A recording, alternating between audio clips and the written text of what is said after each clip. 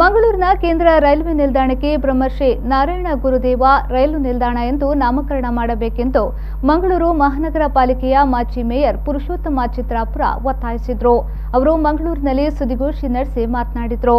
ಬ್ರಹ್ಮಶ್ರೀ ನಾರಾಯಣ ಗುರುಗಳು ಈ ದೇಶ ಕಂಡ ಅತ್ಯದ್ಭುತ ದಾರ್ಶನಿಕ, ಧಾರ್ಮಿಕ ಚಿಂತಕ, ಅಪ್ಪಟ ಮಾನವತಾವಾದಿ, ಮೇಲು ಕೀಳು ಸ್ಪರ್ಶ ಅಸ್ಪರ್ಶ ಎನ್ನುವ ಜಾತಿಭೇದ ತುಂಬಿದ್ದ ಕೇರಳ ರಾಜ್ಯದಲ್ಲಿ ಶಾಂತಿಯುತ ಸಾಮಾಜಿಕ ಪರಿವರ್ತನೆಯ ಮೂಲಕ ವಿದ್ಯೆಯಿಂದ ಸ್ವತಂತ್ರರಾಗಿರಿ, ಸಂಘಟನೆಯಿಂದ ಬಲಾಯುತರಾಗಿರಿ ಎನ್ನುವ ಸಂದೇಶವನ್ನ ಸಾರಿದವರು ಬ್ರಹ್ಮಶ್ರೀ ನಾರಾಯಣ ಗುರುಗಳು. 1908ರಲ್ಲಿ ಪ್ರಪ್ರಥಮ ಬಾರಿಗೆ ರೈಲಿನಲ್ಲಿ ಆಗಮಿಸಿ ಮಂಗಳೂರು ರೈಲು ನಿಲ್ದಾಣದಲ್ಲಿ ಇಳಿದು ಮಂಗಳೂರಿನ ಪವಿತ್ರ ಮಣ್ಣಿಗೆ ಪಾದ ಸ್ಪರ್ಶ ಮಾಡಿದ್ರು. ಹಾಗಾಗಿ ಮಂಗಳೂರಿನ ರೈಲು ನಿಲ್ದಾಣಕ್ಕೆ ಬ್ರಹ್ಮಶ್ರೀ ನಾರಾಯಣ ಗುರುದೇವ ರೈಲು ನಿಲ್ದಾಣ ಎಂದು ನಾಮಕರಣ ಮಾಡಬೇಕೆಂದು ಒತ್ತಾಯಿಸಿದರು. 1908ರಲ್ಲಿ ಬ್ರಹ್ಮಶ್ರೀ ನಾರಾಯಣ ಗುರುಗಳು ಕೇರಳದಲ್ಲಿ ರೈಲು ಮುಖಾಂತರ ಮಂಗಳೂರಿಗೆ ಬಂದು ಮಂಗಳೂರಿನ ರೈಲು ನಿಲ್ದಾಣದಲ್ಲಿ ಅವರು ಪಾದ ಸ್ಪರ್ಶ ಮಾಡುತ್ತಾರೆ. ಬಹುಶಃ ಕರ್ನಾಟಕದ ಇತಿಹಾಸದಲ್ಲಿ ಸುವರ್ಣ ಅಕ್ಷರಗಳಲ್ಲಿ ಬರೆದಿರುವಂತಹ ಒಂದು ಇಸವಿ ಅಂದ್ರೆ 1908. ಯಾಕಂತ ಹೇಳಿದ್ರೆ ಕೇರಳದಿಂದ ರೈಲಿನ ಮೂಲಕ ಬಂದಂತ ನಾರಾಯಣ ಗುರು 1908ರಲ್ಲಿ ಪ್ರಥಮ ಬಾರಿಗೆ ಮಂಗಳೂರಿಗೆ ಪಾದ ಸ್ಪರ್ಶ ಮಾಡಿದ ಸ್ಥಳ ಮಂಗಳೂರು ಕೇಂದ್ರ ರೈಲ್ವೆ ನಿಲ್ದಾಣ.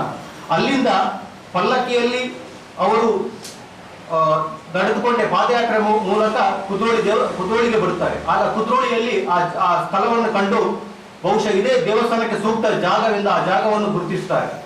ಹಾಗಾಗಿ ನಮಗೂ ನಾವು ಏನು ನಾರಾಯಣ ಗುರುಗಳ ಅನುಯಾಯಿಗಳು, ನಾವು ಅವರನ್ನು ಗುರುಗಳು ಎಂದು ನಾವು ಭಾವಿಸಿದ್ದೇವೆ. ನಮಗೂ ಮತ್ತು ಆ ಕೇಂದ್ರ ರೈಲ್ವೆ ನಿಲ್ದಾಣಕ್ಕೂ ನಮಗೊಂದು ಭಾವನಾತ್ಮಕ ಸಂಬಂಧವಿದೆ.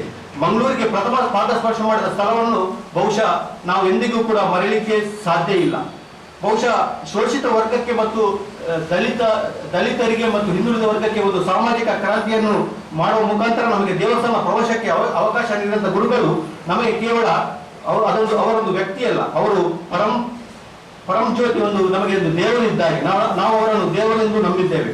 ಹಾಗಾಗಿ ನಾವು ಇವತ್ತು ಒತ್ತಾಯ ಮಾಡುವುದಂತೆ ಅಂತ ಹೇಳಿದ್ರೆ ಮಂಗಳೂರು ಮಹಾನಗರ ಪಾಲಿಕೆಯು ಬಹುಶಃ ಮಂಗಳೂರು ಕೇಂದ್ರ ರೈಲು ನಿಲ್ದಾಣಕ್ಕೆ ಬ್ರಹ್ಮಶ್ರೀ ನಾರಾಯಣ ಗುರುದೇವ ಎಂದು ನಾಮಕರಣ ಮಾಡಬೇಕೆಂದು ನಾವು ಈ ಸಂದರ್ಭದಲ್ಲಿ ಮಂಗಳೂರು ಮಹಾನಗರ ಪಾಲಿಕೆ ಈ ಸಂದರ್ಭದಲ್ಲಿ ನಾವು ಒತ್ತಾಯ ಮಾಡ್ತಿದ್ದೇವೆ. ಈ ಸಂದರ್ಭ ಸುದ್ದಿಗೋಷ್ಠಿಯಲ್ಲಿ ದೀಪಾ ಪೂಜಾರಿ, ಪ್ರತಿಭಾ ಕುಳಾಯ್, ಶೈಲಜಾ ಮತ್ತಿತರರು ಉಪಸ್ಥಿತರಿದ್ದರು.